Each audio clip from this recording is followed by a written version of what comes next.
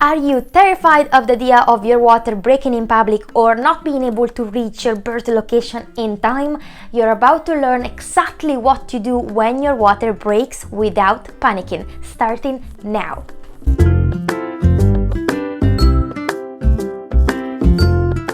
Hi Mama, welcome back. Today we're gonna talk all about the water breaking topic. We're gonna say what the water really is, why it breaks, and what to do when this happens to you.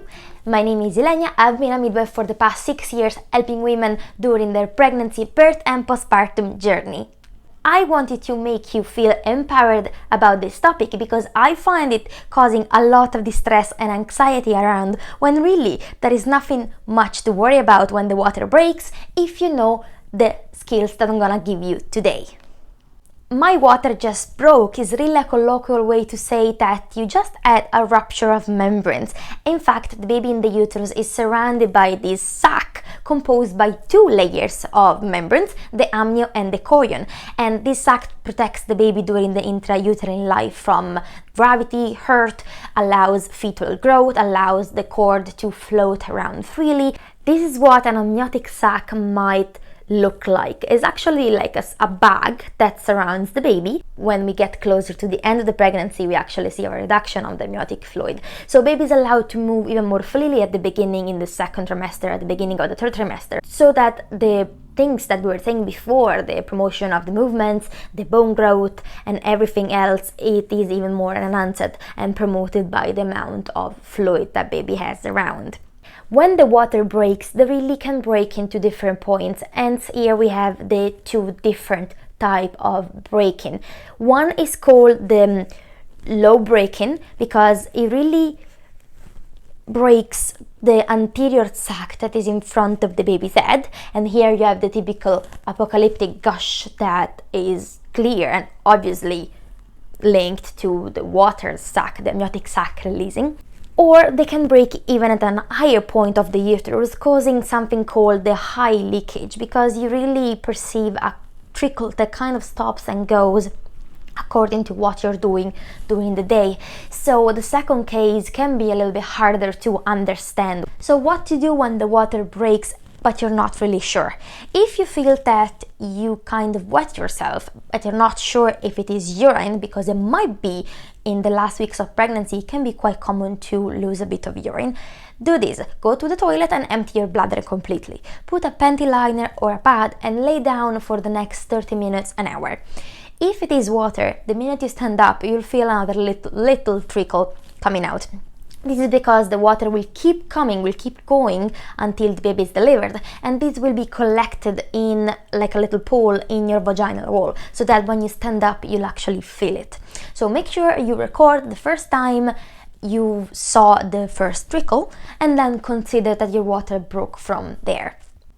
If your water breaks and you're not at home because you were not having contraction, no panic. You actually still have plenty of time.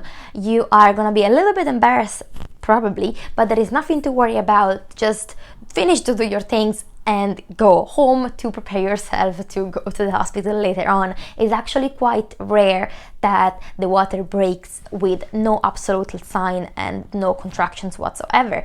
It happens in the 10% of the pregnancy. So you'd say to me, what do I do if my water breaks and I don't have any contraction?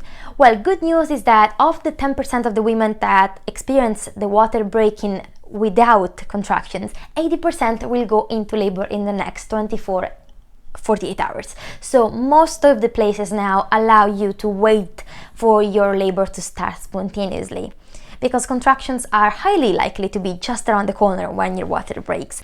However, if you have not gone into labor, usually by 24 hours, the place where you're gonna give birth is gonna suggest you to proceed to have an induction of labor, usually by intravenous oxytocin.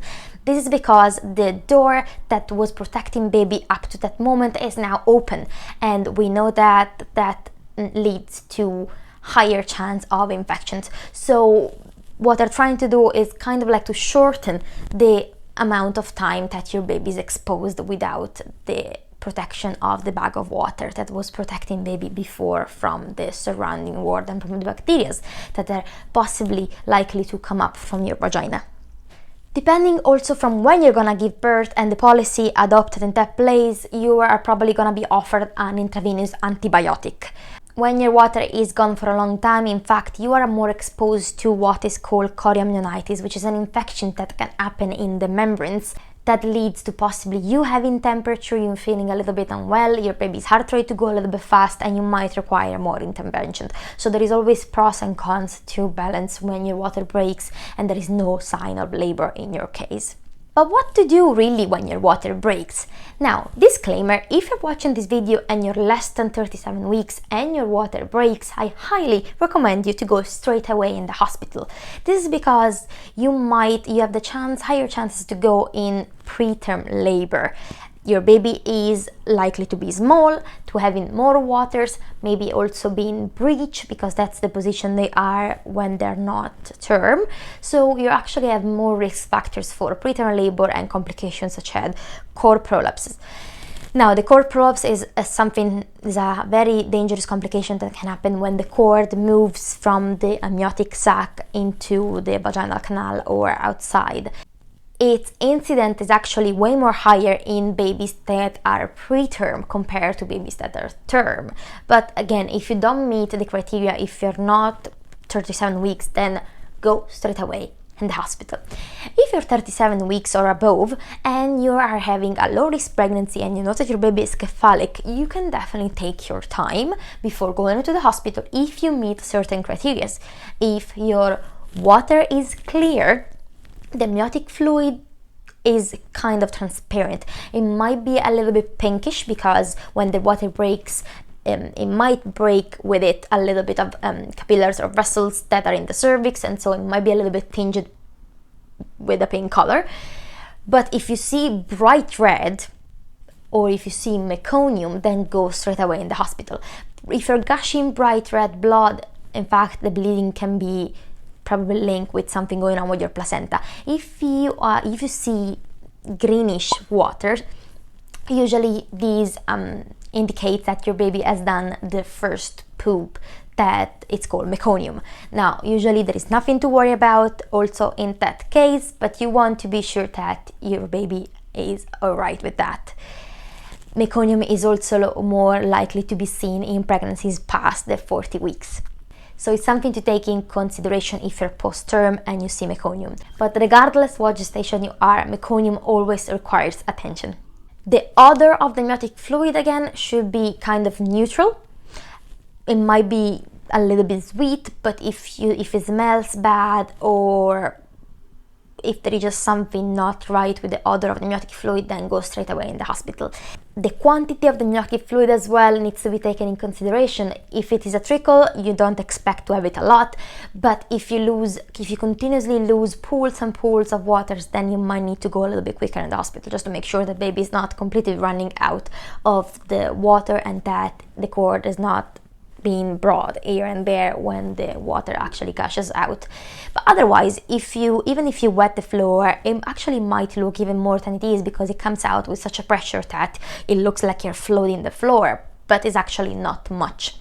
Don't also forget to check baby's movements. If you meet all these criteria, if you're 37 weeks or above and your baby's head down and the amniotic fluid looks clear, neutral smell, normal quantity, and your baby is moving, don't worry. You have time to finish to pack your bag, organize the childcare if you have other kids, call your partner, organize your house before you leave for the hospital, because then you're not likely to go back home without the baby from there. Now, some hospitals, some places do allow you to go home when your water breaks. So they want you to come in the hospital, have a little checkup, and then if you're okay and if you're happy with the choice, you can come back home and spend the 24 hours at home. Just because your labor is more likely to start in your home environment where the production of the hormones is more enhanced and promoted. So if the place where you're gonna give birth is offering you this possibility, I will definitely take it and try to avoid the hospital as much as you can. So especially if you don't have contraction, stay home once you know that you and your baby are okay. You are probably gonna ask to keep checking your temperature just in case you develop any type of infection, but besides that, you're happy to spend a little bit of the time at home waiting for your baby to start the show. If you are having contractions instead, well, that's a great sign when your water breaks, because it means that the labor is really getting underway and that dilatation is highly likely to come up next. So especially if it's not your first baby, you're having contractions for the past 1 or 2 hours and your water breaks, then make your way into the hospital. If it is your first baby and you're having contractions like 10-15 minutes apart, you can wait a little bit longer and make sure that those pains are established before you go in. Always do call the assessment units or the emergency rooms to let the people in the hospital know that your water is gone. But then once you go in the hospital with contractions and your water is broken, they're not gonna send you home until the baby is born. Another reason to go to the hospital if your water breaks is if you know your GBS status. GBS is an abbreviation for group B strep, which is a bacteria that might cause trouble to the baby if brought up in the intrauterine environment. So if you know your status, if your place does routine checking of the GBS and you know that you're positive, then you do want to go into the hospital to make sure you receive the correct antibiotic prophylaxis. If your water breaks and you're having contraction, that's great. Some laborers really just need the water to go in order to take over, while others, you might not see the water breaking until you're 10 centimeters, or maybe you're gonna be one of the lucky ones that the baby's gonna be born and call. This is because in some women, it really is necessary for their labor to finish and to go over more smoothly that the water breaks, because in this way, baby is gonna put more pressure on the cervix and the cervix is gonna dilate more efficiently. Vice versa, some women instead don't mind having the anterior bag still intact because it's actually a protection on their dilatation. Imagine you're having a balloon pressuring on your cervix instead of like hard bones constantly pressure on the tissues. I'm gonna try to explain what I'm actually talking about.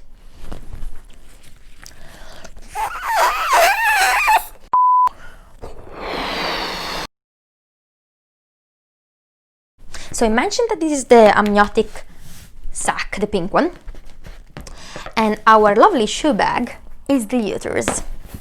I love shoe bags for childbirth education. They're just so easy to be used to explain what I'm actually trying to say. So this is your cervix. Let's say you're like 3-4 centimeters now, and then you have this bag of water popping up. So you'll see that with the contractions, you're probably not seeing anything. So you'll see that with the contractions, by having the amniotic sac, now I'm exaggerating, you're probably fully dilated by then, but that's not the point. The point is that you're actually gonna have something softer helping you to dilate here, instead of having like just the hard bones of a newborn skull. See, that instead is what it's gonna look like with the baby's head. So you're actually gonna have a lot of bony parts, and so again, some women don't mind, some women's cervix really don't mind, others they just want a more softer kind of dilatation. And don't worry, your body's gonna decide what works for you, but that's another reason to avoid artificial rupture of membrane, the what's called ARM, if your water is not giving any sign of breaking, because there is always a reason if the water does not break spontaneously in labor.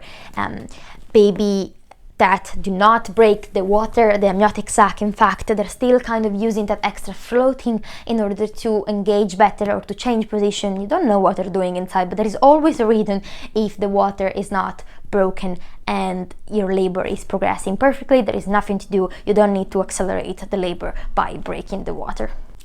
That's all for this video, mama. As always, knowledge is power, so make sure that you know as much as you can in order to prepare you in this pregnancy journey. I'll see you in the next video.